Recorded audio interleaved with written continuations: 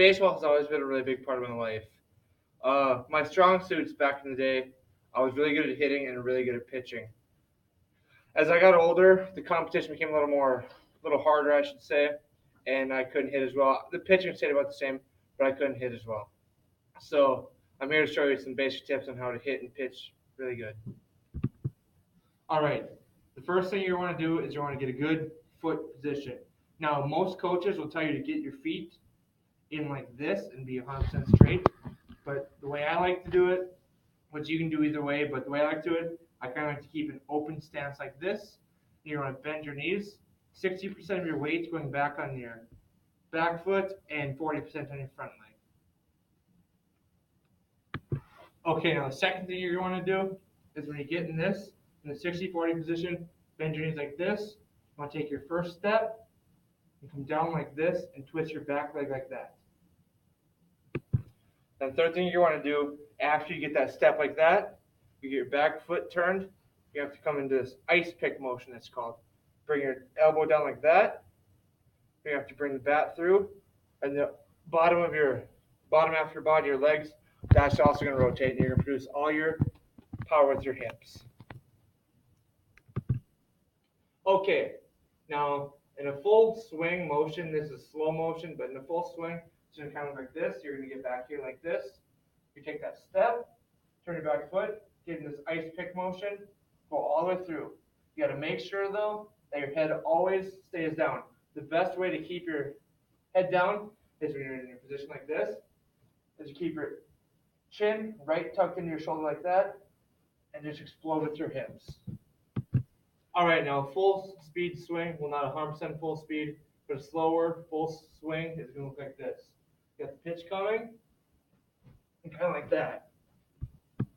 All right, the next strong suit that I've always kind of had is not amazing, but it's not bad for high school sports, is pitching. Now, pitching has always been one of my higher positions, I guess. I wasn't one of the main guys on the team. So I'll walk you through the steps here of how to get good pitching mechanics. Now, the first thing you're going to want to do when you're pitching is you're going to want to get your feet about shoulder width apart, standing straight like this.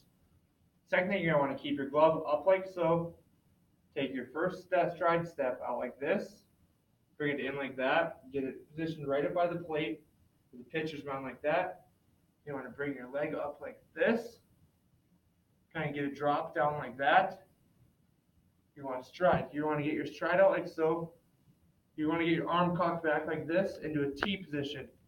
Then in your T position, you want to push through. Make sure you lead with your chest. Now, leading with your chest will give you a little more velocity because your arm will always be trailing behind. And you want to really make sure to push with that back foot. That gives you a lot of velocity too. Now, in the pitching motion, when you get that stride like this, it's always good. You take your height, the length you want between your legs, you take your height. You want to go from 82 to 94% of your height. So me, I'm about 6'1", 6'2", somewhere in there. When I get out like this and stride, I'm going to want to get about right around 70 inches. 68 to 70 inches is what I would want to be at. Now that you know the basic pitching mechanics, here's a full walkthrough of what it should look like.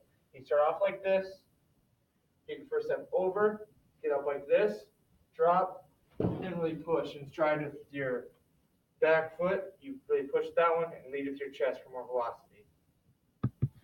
All right, so as I've explained, baseball has always been a really big part of my life.